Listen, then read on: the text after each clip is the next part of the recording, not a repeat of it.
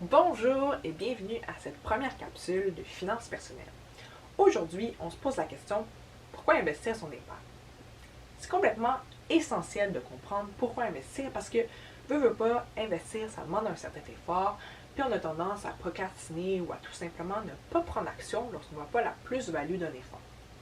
Voici les deux principales raisons pour lesquelles je crois qu'on devrait investir son épargne. Tout d'abord, pour déjouer l'inflation. Qu'est-ce que l'inflation? Selon l'INSEE, c'est la perte du pouvoir d'achat de la monnaie qui se traduit par une augmentation générale et durable des prix. Voici ce que ça signifie concrètement. L'année passée, tu as réussi à épargner 10 000 $. Good job.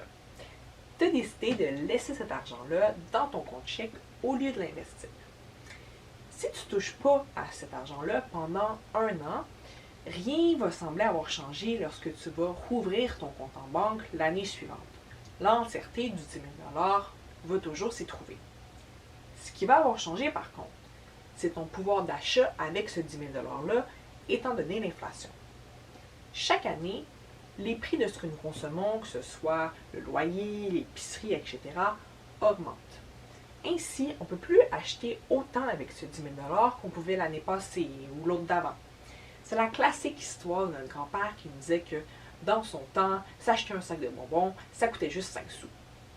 Aujourd'hui, ce serait impensable de procéder au même achat.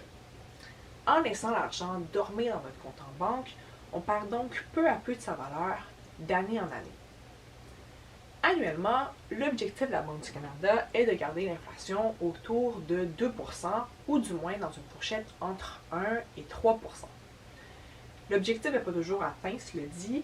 En 2021, l'inflation a atteint 3,4% et on s'aligne plus pour du 7% en 2022. Je ne vais pas m'aventurer sur le pourquoi du comment, mais sachez simplement que plus l'inflation est élevée, plus le pouvoir d'achat de votre épargne non placée diminue. Personnellement, tu ne peux rien faire pour les changer. L'inflation va se produire, que tu le veuilles ou non. Là où tu as un pouvoir par contre, c'est en tentant de minimiser l'impact négatif que l'inflation va avoir sur ton pouvoir d'achat.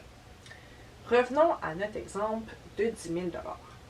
Si on prend la valeur cible de l'inflation, qui est de 2%, ça voudra dire qu'après un an, le 10 000 $ qu'on a laissé dans notre compte en banque vaut désormais 9 804 $, ce qui équivaut à une perte de valeur de près de 200 $, et ça, c'est en un an seulement.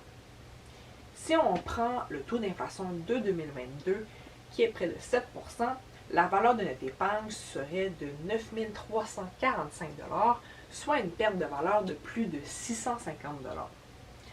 On peut voir la situation d'une manière alternative, soit en se disant que pour un panier de consommation moyen de 9 345 $ en 2021, il nous faudrait en 2022 débourser 10 000 $ pour obtenir ce même panier. En investissant dans divers placements, au lieu de laisser notre épargne dans notre compte en banque, on a la chance de faire des rendements sur nos placements. Si ces rendements sont égaux ou supérieurs à l'inflation, eh bien, ça aurait été une manière de maintenir ou même d'améliorer notre pouvoir d'achat, au lieu de le diminuer. Une autre raison d'investir, qui est tout aussi valable, c'est pour faire du cash. L'argent qu'on gagne vient avec de l'effort et réussir à épargner cet argent-là vient avec d'autant plus d'efforts, alors pourquoi pas rentabiliser au maximum les efforts que nous faisons.